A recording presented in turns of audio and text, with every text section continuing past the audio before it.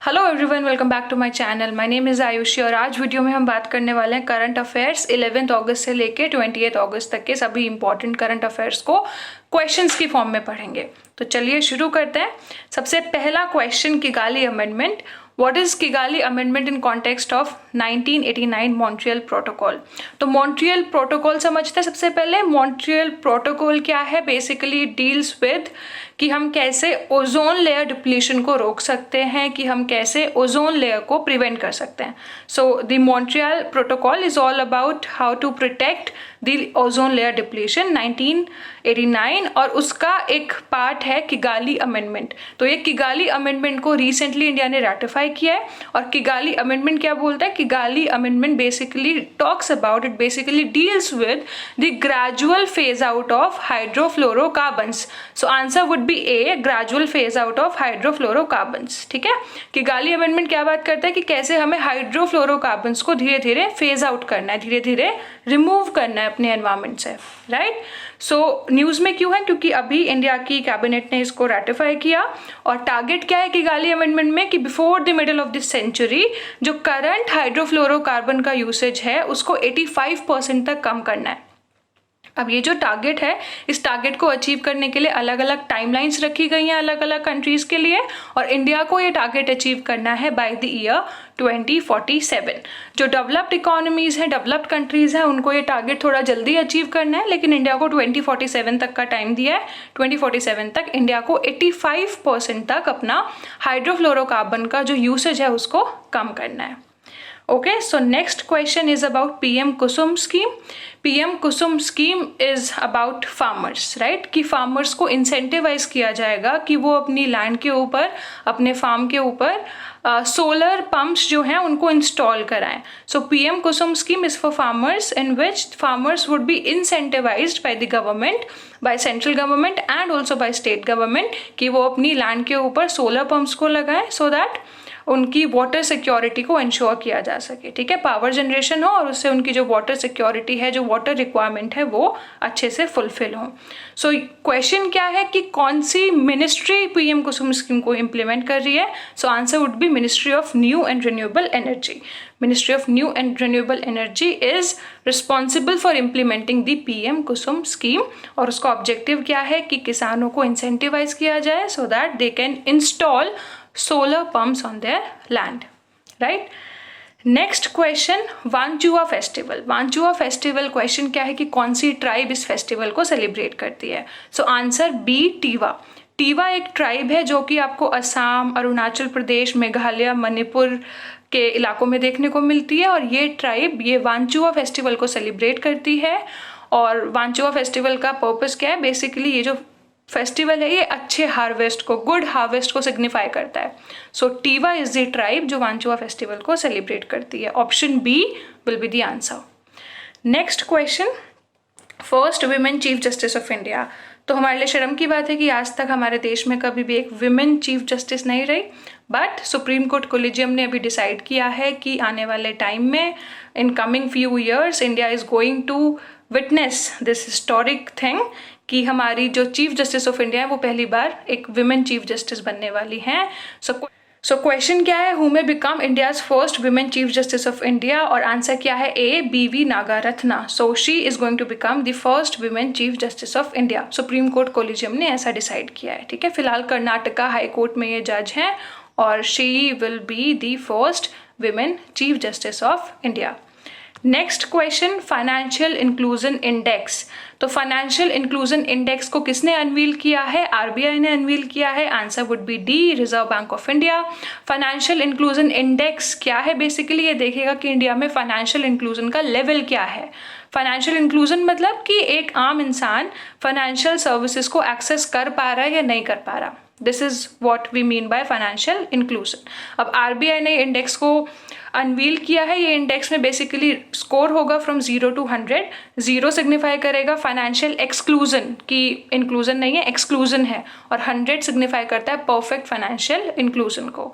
ये जुलाई में हर साल पब्लिश किया जाएगा इस इंडेक्स को, और ये इंडेक्स को 3 पैरामीटर पे कैलकुलेट किया जाएगा। यूसेज की यूज, फाइनेंशियल सर्विसेज का यूज कितने लोग कर रहे हैं, एक्सेस और क्वालिटी, ये 3 पैरामीटर यूसेज, एक्सेस और क्वालिटी के ऊपर ये इंडेक्स को कंप्यूट किया जाएगा।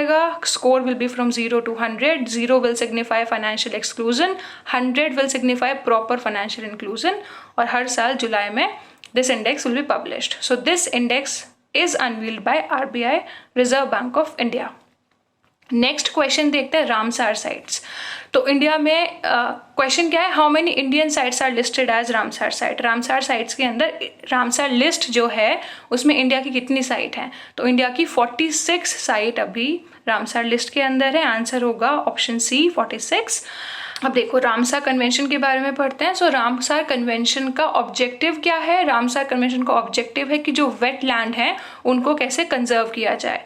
वेट लैंड क्या होता है, वेट लैंड मतलब एक इलाका जो कि पानी से भरा रहता है, ठीक है। It's a kind of an ecosystem which is flooded with water. वो वाटर परमानेंट भी वहाँ से परमानेंट भी रह सकता है और सीजनली भी हो सकता है। So area ecosystem flooded with water is known as wetland. तो वेटलैंड को कैसे कंजर्व किया जाए उसके लिए आपका था रामसार कन्वेंशन। रामसार कन्वेंशन आया, Ramsar convention came into existence in 1971 but properly force में आया था 1975 में।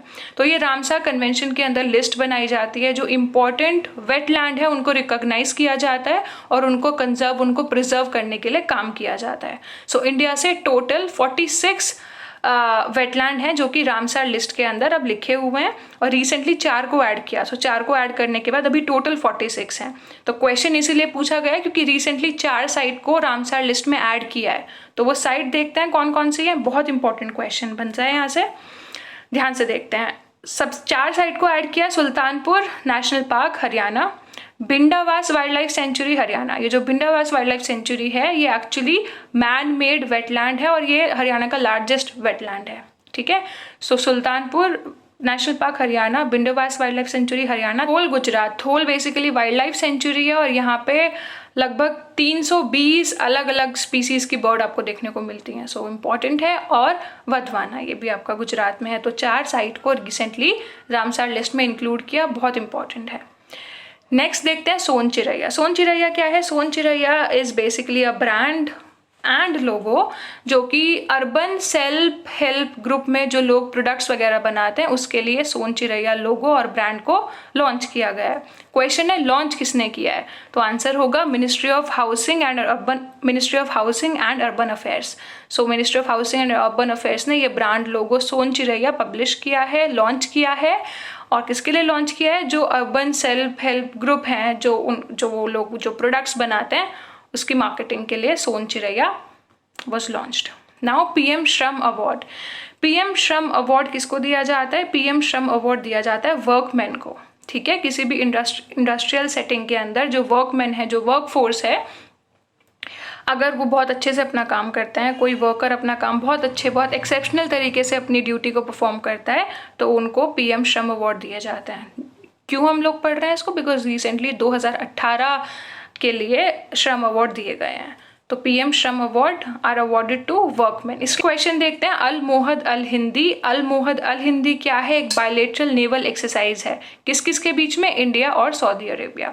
सो answer would be B, Saudi Arabia. ध्यान रखना, अल मोहद अल हिंदी क्या, bilateral naval exercise between India and Saudi Arabia.